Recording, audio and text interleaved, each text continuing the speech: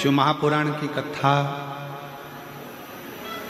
करते करते 30 साल के लगभग में हो जाए।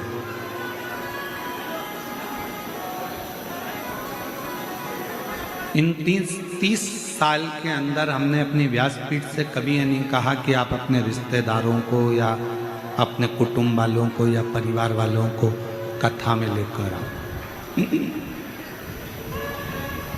कभी नहीं बोला। इन 30 साल में आपसे केवल इतना जरूर कहा कि आप कथा तक आओ। जब आप कथा तक आओगे एक ना एक दिन ऐसा आएगा कि अपन अगर सुधर गए, अपन शिव तक जाना चालू कर दिए तो एक दिन पूरा मोहल्ला, पूरा गांव, पूरा घर सब शंकर के मंदिर जाना चालू।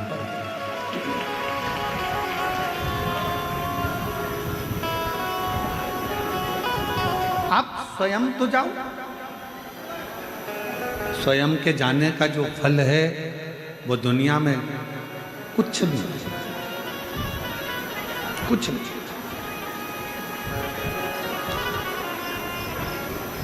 और मत बुरे कर्म कर बंदे वरना पछताएगा। भगवान की आंखों से तू बच नहीं पाएगा, तू बच नहीं पाएगा।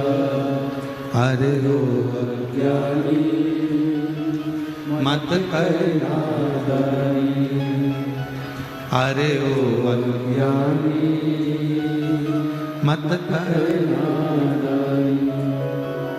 तेरे कर्म का फल भी तू ही पाएगा, जैसा किया तूने तेरे आगे आएगा।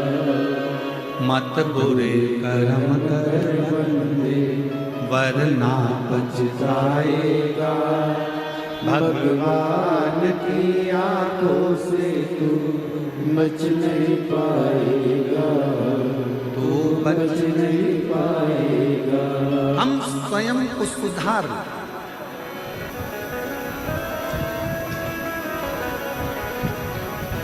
स्कूल कौन कौन गया है?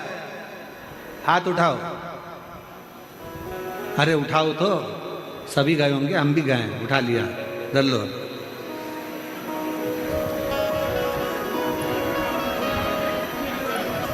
सारे सब्जेक्ट की अलग अलग एक एक फेयर कॉपी होती है।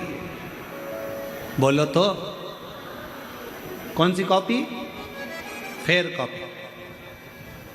हिंदी की, अंग्रेजी की, गणित की, साइंस की, सब की फेयर कॉपी एक अलग होती है। सब की अलग अलग होती है। और एक कॉपी बिचारी होती है जिसमें सारे सब्जेक्ट को लिखा जाता है, उसको कहते हैं रफ कॉपी। बोलो सही है कि गलत? अरे बोलो तो जम के। रफ। टीचर ने कुछ लिखाया बोर्ड पे, वो लिख लिया। फिर किसी ने लिखाया, वो लिख लिया। अंग्रेजी का आया, साइंस वाला आया, मैथ वाला आया, फिर ये आया संस्कृत वाला, फिर ये हिंदी वाला, सब रफ में उतार लिया। फिर बाद में से रफ से अपन ने उसको फेयर कॉपी में उतार दिया और एक कॉपी अलग फेयर बना दी। घर में भी फेयर कॉपियाँ तो जितने घर के बेटे हैं, बहुएँ हैं, ये सारी फेयर कॉपी हैं। और घर के जो बुजुर्ग हैं ये रफ कॉपी हैं।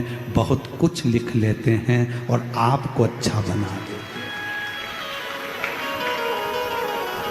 घर का बुजुर्ग रफ कॉपी की तरह है। इसने भी कुछ कहा, उसने भी कुछ कहा, बड़ी बहू कुछ बोल गई, छोटी कुछ बोल गई, मंजला कुछ बोल गया, संजला कुछ बोल गया, ननद आई बोल गई, मामा जी आए बोल गए, फूफा जी आए बोल गए। वो रफ कॉपी घर का बुजुर्ग सब अपने अंदर उतारता जाता है और उन सब की सुनकर फिर रफ कॉपी में से फेयर कॉपी बनाता जाता है। बड़े बेटे को कह देगी बेटा ऐसा कर लेना, छोटे को कह देगी ऐसा कर लेना। हिंदी सही कर दी, अंग्रेजी की कॉपी सही कर दी, साइंस की कॉपी सही कर दी। पूरे घर को अच्छा कॉपी दिया, फेयर कॉपियाँ दे दी और घर की वो रफ कॉपी तो रफ ही रह गई। आखिरी में भी लोगों ने कहा माँ तू चुप रहे, तुझे कुछ नहीं आता। क्यों? क्योंकि वो रफ थे, उसने सब कुछ धारण करा।